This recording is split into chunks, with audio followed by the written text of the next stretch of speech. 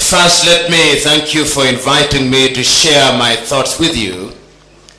And I must state in advance that I'll not talk about myself at all. It is very difficult to ask one to talk about oneself. But I'll share my thoughts with you as a Kenyan and as an African. I want to preface my conversation with you out of a book that I first read in 1979. I've not read the book since, but I remember the book very well. This is a book written by one of the great Greek writers, Sophocles. It contains 3 books or 3 plays, which are very famous and which I believe you should know. And if you do not know them, I believe that you will find out where they are and read them this evening. The 3 plays are Antigone, Oedipus at Colonus, and Oedipus. I have faith that you have read those famous plays written long before the birth of Christ. And I want to preface, as I said, what I want to say with a conversation that takes place in the book of Oedipus. Oedipus is a Greek legend, and it is recorded in that book that it was prophesied by the oracle of Apollo that Oedipus would kill his father and marry his mother. And when he was born, the parents threw him into the wilderness that the prophecy may not come to pass. Unknown to them, the little boy was picked up by somebody and brought up, and in his adulthood he heard about the story, and he tried to run away from home. And as he was running away, he met an old man and killed the old man. Little did he know that that was his father. Of course, the story then says that he went into the kingdom of Thebes and he saved the city by solving a riddle. And the prize was that he was allowed to marry the dead king's wife. Little did he know that the dead king's wife was his mother, Jocasta, his father having been King Liars. Then tragedy started striking in Thebes. People were dying, bad things were happening, and he himself decreed that whoever found out what killed the king would be exiled from the land. And of course, one of the seers of Apollo said that he was the one who had committed the crime, and he was exiled. And what I wanted to speak about is to be found in the last portion of that play, when Oedipus has been removed out of his city, he's been exiled, and as he goes out, the commoners who are commentating on the play says, "Behold, sons and daughters of Thebes." This was Oedipus, the greatest of all men. He was envied by all men. Behold, what a tide of misfortune swept over his head. Then learn that mortal man must always look to his ending, and none can be called happy until the day that he dies and carries his happiness to the grave in peace. Why did I want to cite that? That is equally true that none can be called successful until the day that he or she dies and carries his success to the grave in peace. As long as we are alive, any claim that we are successful is not only arrogant but misguided. For the moment, what we appear to be doing is that we are on the right path. And what you should do is to pray that we should continue to be on that path. History has demonstrated times without number that men whom we thought to be successful betray you at the 11th hour. And therefore, ours is to be humble. I'm still with you in Greece. In those days of Sophocles, there also lived a great man, Socrates, of whom you know much.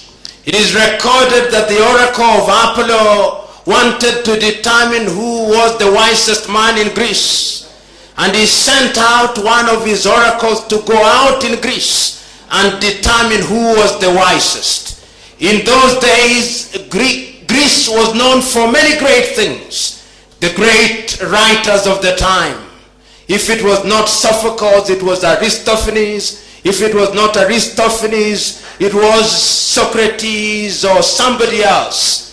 When the oracle went out, the oracle came back and said that the wisest man in Greece was Socrates. And the only reason why the oracle arrived at that conclusion was when Socrates was asked, "What do you know?" He said, "The only thing that I know is that I know nothing."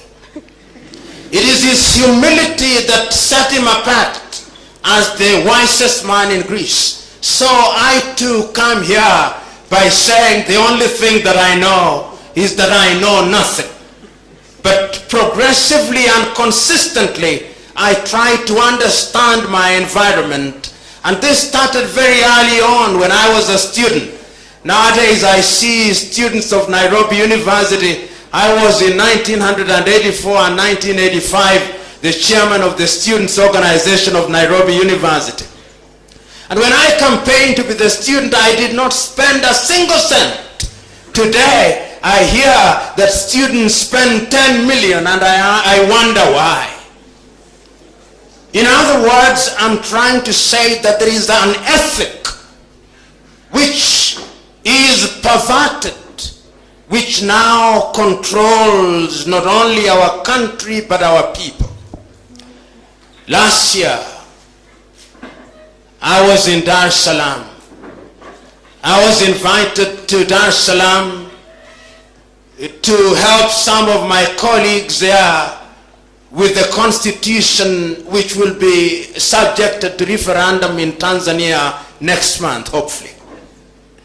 And as I was traveling at the Julius Kambarage Nyerere International Airport in Dar es Salaam on my way back to Kenya, I had my bag. I had liquid in my bag.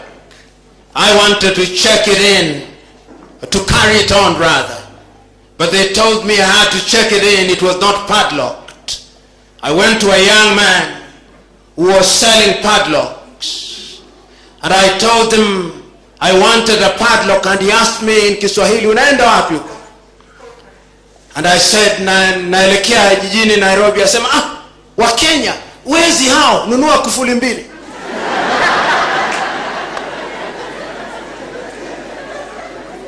That tells you the image of Kenyans that is out there.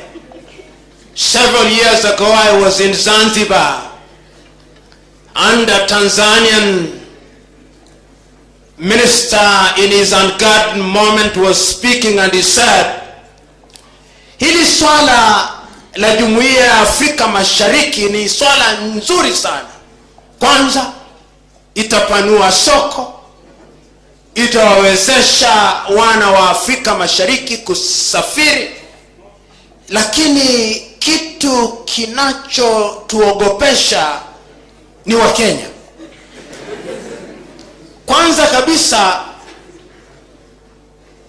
hawana nidhamu. Siasa zao ni duni na za kikabila. Tuna hofu ya kwamba wakiingia katika Afrika Mashariki watatuambukiza ukabila. Jambo la pili ni walafi. na wanapenda sana ardhi, tayari wanaimezea mate ardhi yetu. You may not, and in fact you are not supposed to like what I'm telling you, but I'm trying to tell you that that is the image that we have out there. On our side, what image do we have of Tanzanians?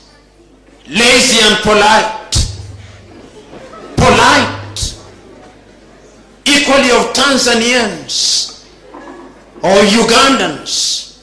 But the question is, we claim to be a Christian country, 80% Christians. But whenever I go to church on Sunday, when the congregation is invited to take the Holy Communion, and their reverends here, they tell the congregation, we are in the house of God. But ladies, carry your bags, because there are people who may steal. Even in church, we steal. I said at one time in Mombasa that we live in a country where we profess the blood of Christ, but in truth the blood of ethnicity is thicker than the blood of Christ. Because when the chips are down, it is our ethnicity that counts, not our Christianness. You young men, when you are communicating via Twitter, via Facebook and other media, the venom that you spew out in the name of ethnicity is appalling and worrying. The question is, who are your role models? Today, there is a culture in this country which I call the sonkonization culture. The youth have been sonkonized, and I'm creating this word deliberately. What is sonkonization? Sonkonization is the process of acquisition of material wealth by means that are unknown and unfathomable.